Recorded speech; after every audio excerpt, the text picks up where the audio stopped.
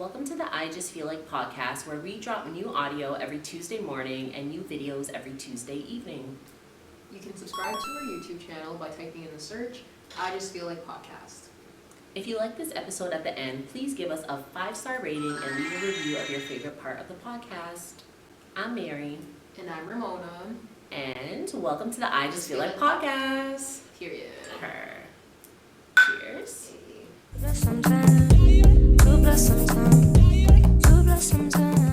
So what's been poppin', sis? Well, girl, not much, honestly. I've just been in the books, chatting with you. Just the regular. Just the regular stuff. Anything new? Anything new you're watching, listening to, reading? Or just the regular? While watching, I've been watching a lot of podcast tours, like people on podcast tours. Oh, okay. Yeah, Cole Sprouse has a really big one, y'all, for the people who don't know him. Cole Sprouse once played, who was he again, Cody? He was Cody on Zack and Cody, right? He was Cody, yeah. Yeah, he was Cody on Zack and Cody, which was like a hit television series during the early 2000s. If y'all don't know, that's our generation. If you guys don't know, that'd be crazy. That'd be kind of crazy still. No judgment though. Mm-hmm. But yeah, on the podcast that he went on, Call Her Daddy, and another one that I can't really remember, he was just talking about his upbringing and basically discussing that his mom was a narcissist, and he wasn't in the show business out of the love for being in the show business because they were so young. Yeah. So they had to join the show business around the age of like 2 to 3. Because that young? That young, fam. Oh, I didn't know that. Yeah, because their mom didn't have the financial support to actually support them. So that's how they got into it. And yeah, he just went on and on and on about it, how his parents went through a custody battle to fight over them because they were living with a narcissistic parent. Yeah, but the courts were in favor of the mom, of course, because she's a woman. Sure. He talked about the hardships of that. He talks about Dylan bullying him during their childhood. He talked about losing his virginity at a very young age. And now you can kind of see how, like, it patronized him to kind of, like, battle between his real identity versus acting when he's talking to people. Oh, okay. Yeah. It's kind of, like, all mixed up in his head now. Mm-hmm. When he talks, it kind of seems a little like a script almost. Mm-hmm. That's so true. You know what? I've always said that, though. Like, I feel like it's kind of scary with actors because you never really know when they're acting or like when they're not, you know? Mm-hmm. So it's like, damn, are you really showing me your true self? Like, is this you or are you playing a role still, you know? Yeah, it's hard to decipher still. Yeah, so I don't know if I can be like with the actor, be friends with the actor, because I just don't know, you know? You don't know if they're putting on a good game. Yeah, exactly. Yeah, that could be. That's interesting though. Mm-hmm. I wonder why like he's going on a like pods and stuff like. Yeah, like what does he have coming out? I have no clue, sis. It's just random? For me right now it looks random. I don't know if he has something coming out. Oh, okay. Because I know Riverdale's done. Maybe that's what it is. He's trying to find something else to call for attention because Riverdale is canceled. That's true. Makes sense. Yeah. Yeah, maybe I have to watch it still. Yeah, girl, let me know your thoughts if you do. Okay, say no more. What about you? You watching, listening, or reading anything? I've been listening. I haven't really been watching anything, honestly. Mm-hmm.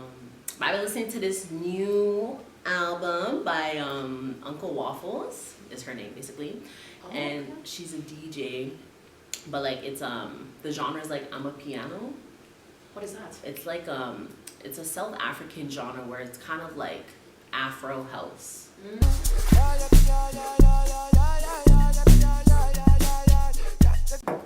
And it goes hard. Oh my God, I just been running that to the ground. Like, Uncle Waffles, girl, come to Canada, you know, because I'll be there.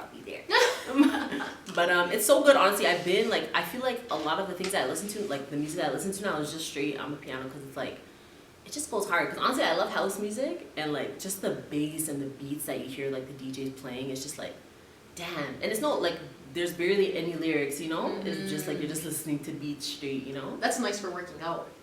Oh, try it. Yeah. Yeah, try it. It goes hard, honestly. Okay. Yeah. I'm gonna definitely have to listen to that. Uncle Waffles, yeah. Uncle Waffles. She goes hard. But yeah, that's really it, honestly. I haven't been keeping up with watching and not keeping up with baddies. I'm behind, but you know, I'm gonna catch it. But yeah, no, that's about it, honestly.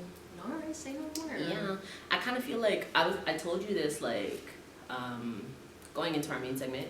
I told you this like a couple weeks ago. I kind of feel like I'm going through a second spiritual awakening, where it's just like, I don't really want to consume too many things that are not really that good for me, you know? So I kind of been just taking a step back and just, you know, do my research on one, two things, listening to my own piano, you know, just chilling, you know? So that brings us to our main segment. So today, y'all, we wanted to talk about spiritual warfare and how that affects everybody differently.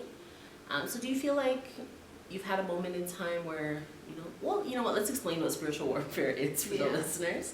So I don't know the definition, but spiritual warfare is like, I think it's like, spiritual warfare is the Christian concept of fighting against the work of preternatural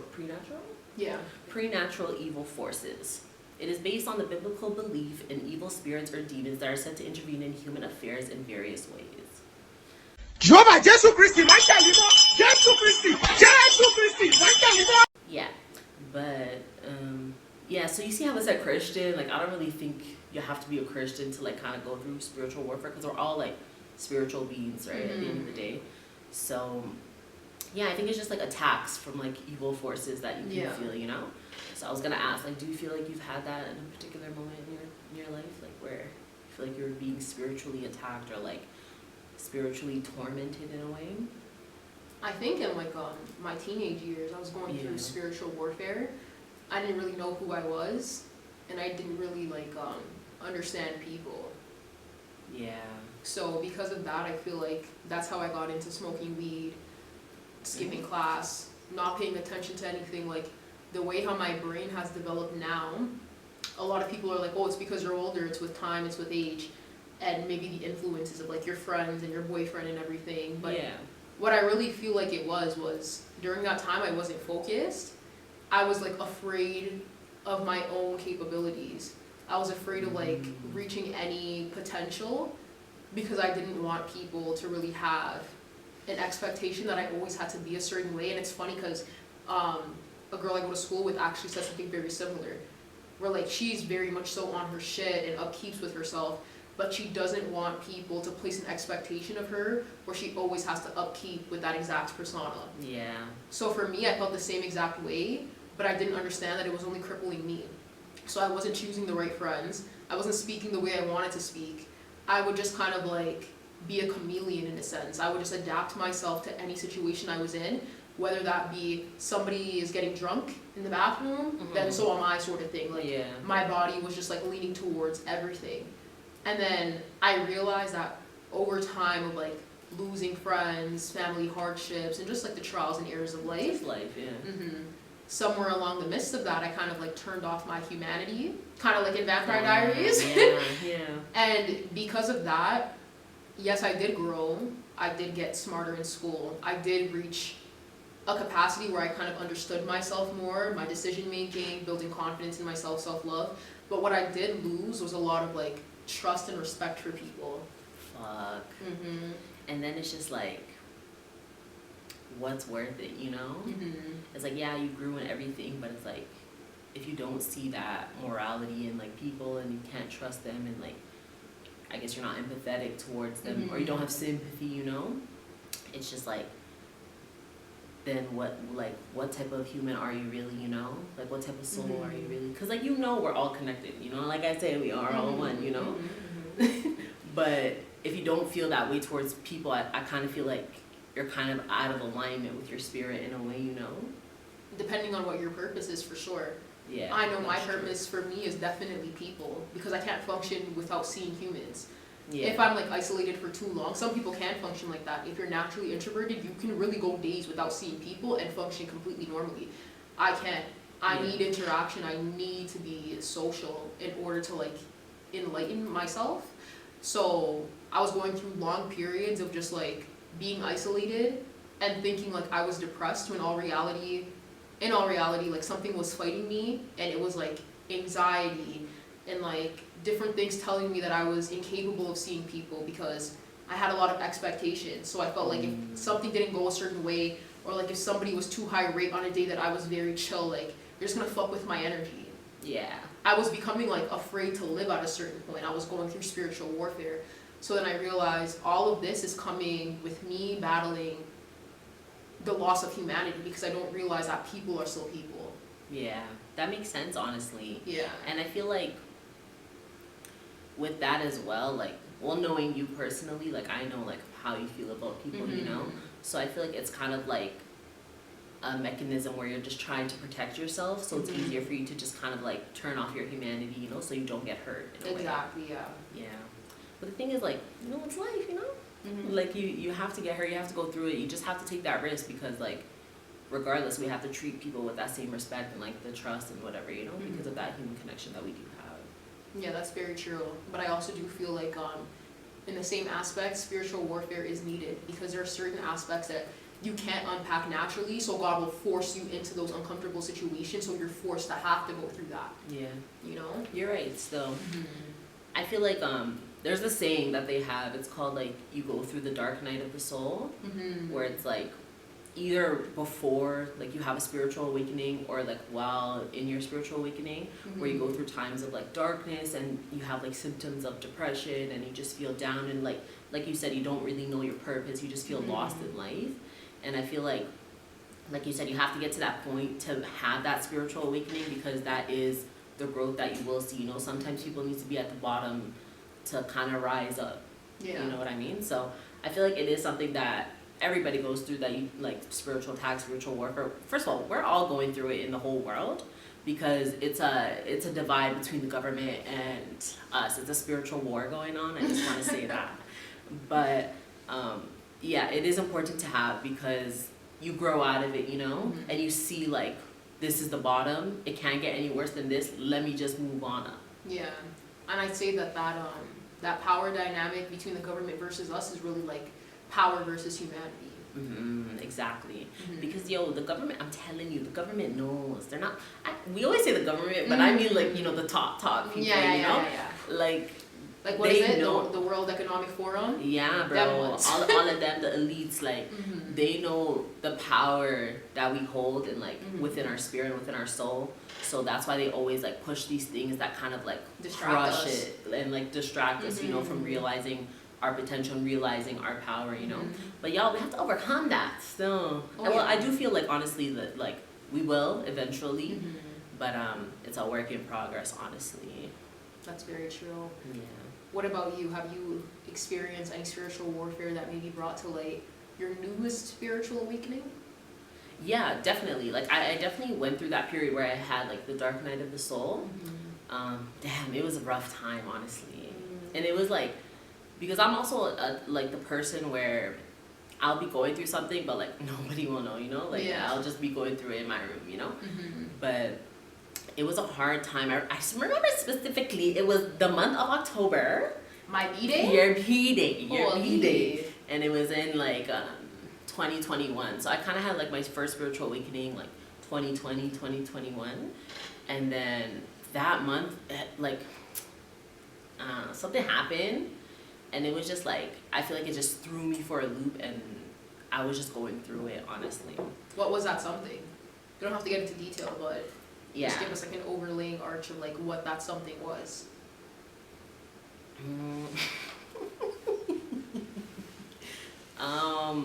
It's nothing too serious. It was just, like, I feel like I was just a little heartbroken by a situation. How you gonna act like we don't be making love? You know you be tearing it up, breaking stuff that ghetto love. How you gonna trip?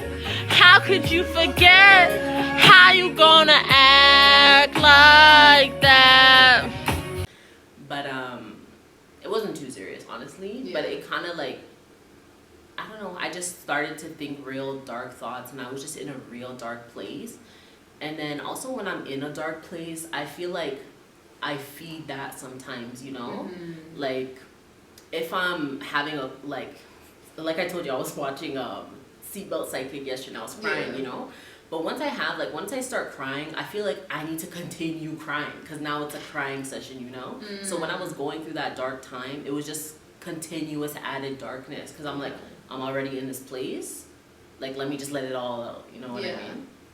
But after that, like, it maybe lasted, like, I would say a month or two, and then, like, I don't know, one day it just clicked to me, like, girl, like, it's just not that deep, you know? Like, Yeah. we all go through dark times. We all go through phases where you're going through something. Like, everybody in this damn world is going through something, you know? But you gotta keep going, like Janae says, you know? Like, you just gotta keep going. Like, it just doesn't matter what it is. You just gotta push through, because once you know your purpose, and once you know that it gets better regardless of what it is, you just have that in your head where it's like, yeah, I gotta keep going, so I gotta push forward. It sounds easy, but honestly, like, you just get to that point mentally. Yeah.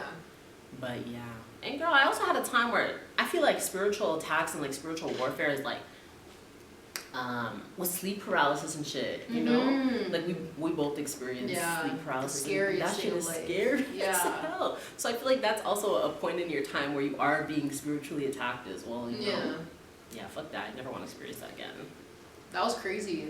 The time I had sleep paralysis, something like dark was happening in my own family, and I remember just sleeping and seeing like a figure in my room. And I was just crying and screaming, and nothing was coming out. Yeah. I was almost like lucid dreaming, and I tried to like scream my mom's name until I finally like, I said God, and then I said Mom, and then that is like the words that came out. Yeah. And my mom literally like came out of her room and she's like, oh my God, Mona, what's happening? Blah, Yeah. blah, blah. And just started crying. I'm like, bro, like I don't even know what the hell just happened to me. I don't know what that was. Yeah. Until I started doing some research, and I'm like, fuck, I just had sleep paralysis. Yeah. And then another event of something scary like that happening was at like an older friend of mine house. I've explained the story to you before. But like I was sleeping at her crib. I woke up in the middle of the night and literally like banged my head on her wall. And I thought I was dreaming, and I woke up, I'm like, bro, my head hurts. I'm like, did something happen? Because like I thought I dreamt it, right? And she's like, no, I thought like I was Cade. And then her mom walked in. Her mom was like, yeah, like one of you guys like hit the wall last night. Like she heard it. Yeah, and I'm like, what the hell? Like I thought I dreamt that, but I really did that in her house. That's scary. Because it's just like, why? You know, like, you don't want to feel like something took over you in that moment, but it's like, I don't know what it is, to be honest. Like, you just weren't there. It's scary to think, but I'm gonna keep it a buck. I feel like little signs like that are messages that certain energies are no longer supposed to be near you, because the closer you're becoming to them, the closer their demons are to you. I agree with that. Yeah. Yeah, I agree still. So you feel like it's just your spirit guides, your protection team telling you like, this is not it. Like, yeah, like wake up sort of thing. Like it's a message. Yeah, you're in the wrong spot. But what about like in your house, you know? Because I had like sleep paralysis in my own home. So it's just like is it telling me to get out of my house? I can see that the people in your house or that are around you don't usually fill you with like positive energy. Yeah. It can be like two people are arguing, a death is near them, something dark is near them where it's like affecting you. No, that's true, honestly. You know what's a crazy experience? Like, this is kind of off topic, but still on topic. But you know what's crazy when like you're talking with somebody, or like you're fighting with somebody, or arguing with somebody, and like you see that like evil force in them? Yes. Oh my God, I remember one time I was arguing like real bad with somebody. To continue listening to episode 9, head over to any podcast platform and tune in there, period. There's some hairs in my cups, though. You're kidding. I drink it anyway. I'm dead. Don't kill me.